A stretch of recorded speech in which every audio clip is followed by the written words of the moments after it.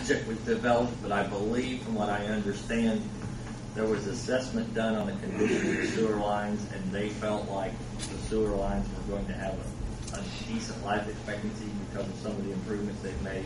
Jeff could probably clarify that. Yeah, on Lincoln Street, all of them have been slip line. In other words, they have a plastic line inside the clay lines that were there, and they should be good for another 40 years or so.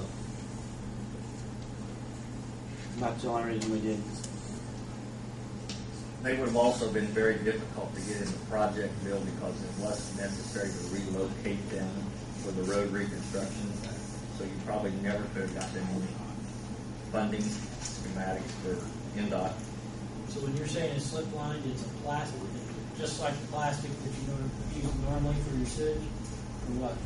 It's a heavy polypropylene line. Basically, it's about 3/4 of an inch thick pipe that they pull down inside of the clay pipe, and it's welded together. Yeah, it's actually heavier than like the green pipe you see laying around. It's actually a heavier wall pipe than that. So it's much better than the original that was put in. Yeah, it's a lot better than the original clay. The old clay pipe is. And like you said, when we looked at too, the sewer line actually sits right on the edge of pavement. It's not within the full. So it's not going to reduce the flow any because you slip line. What did you say? It won't reduce the flow any since you slip line it, right? Yeah. I mean, what are you down to now? What size pipe is it? That's 10 and 12 inch.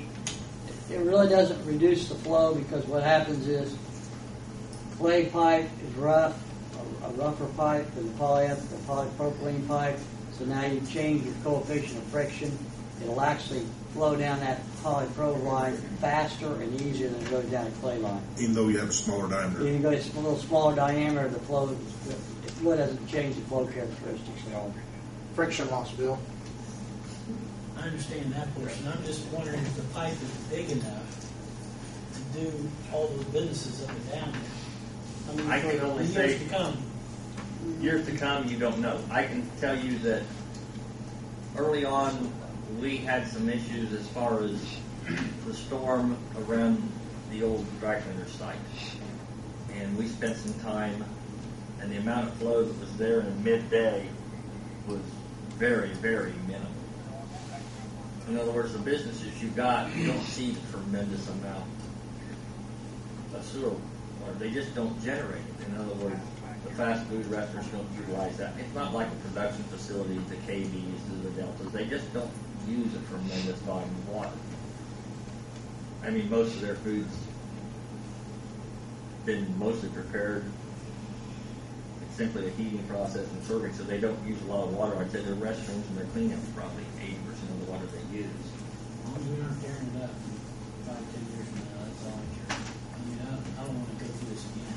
There's no guarantees on anything. But I know one of the big concerns is the Barishell Road closure. The contractor has said that once he gets the storm in, he gets his pavement moved over, they're going to go ahead and completely demo Barishell and put it back in its entirety, and we will get it open back up to Lincoln Street, and it will be completed. And it'll be done reasonably quickly compared to the rest of the project. The bad news we have that Barishell may not be open until Memorial Day. I think that'd be pushing. With the amount of work that they're wanting to accomplish on Lincoln to get their traffic chips over, it'd be pushing if they can have it by Memorial Day. I'd say the 4th of July, I guarantee it, but I won't say Memorial Day. So you've seen any problems on Freeland because of that? Actually, no. I haven't seen a lot of traffic congestion problems anywhere. It's just we're all creatures of habit, and we all look for a shortcut rather than take the route of detour. You see a lot of frustration because you're not supposed to be going through Kessing and cutting over to the industrial park, but they can get by with it because it's not fully closed. And then all of a sudden you close an intersection for reconstruction for a week, and man, they're pulling their hair out because they've taken the wrong route for the last 6 weeks, and now they can't. But as far as anything, as far as traffic issues, I haven't.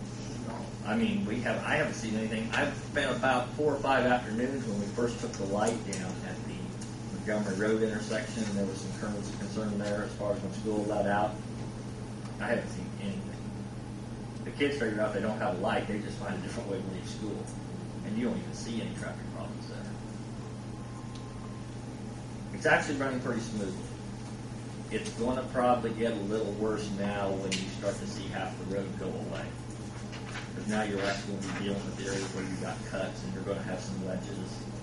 And because of tight confines, we're going to use a different type of barrier so we can narrow things up. Mark, there is one thing I'd like for you to do, or maybe you should consider utilizing the traffic committee on the stoplight there at Montgomery and Lincoln Street. NDOT won't accept it. We have to go through and do the warrant analysis as required. The stoplight has to be put back up. No. But the warrant analysis, you have to do a traffic study. You have to have 12-hour traffic counts. You've got to count all the turning motions. And that data has to be analyzed by PE. You can't use our local committee. They will not recognize our recommendation for that. Your hands are tied.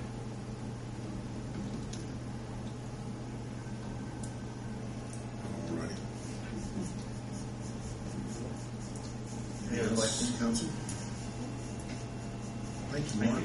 Thank you, Mark. Anything from the audience? Another storm coming, so be careful going home. No ice, right? No ice. Stacy?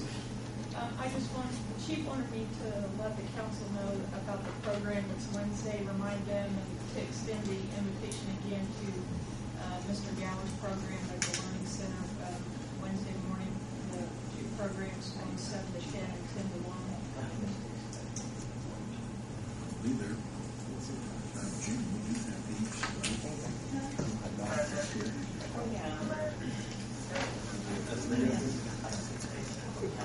Do you need a motion on these checks? Yeah, Yes. I want you guys to make a motion and second. I put those things in. And the franchise fees is just for your information. So we got 2 checks. 3. No, it's 2. I got Third one 2. is the franchise. I got 2 copies of the same check. Okay, check number 3885 with U.S. Specialty Insurance Company. And for a total amount of Here, you guys may not have this one, but you got real. That's the silver. Is that what is that?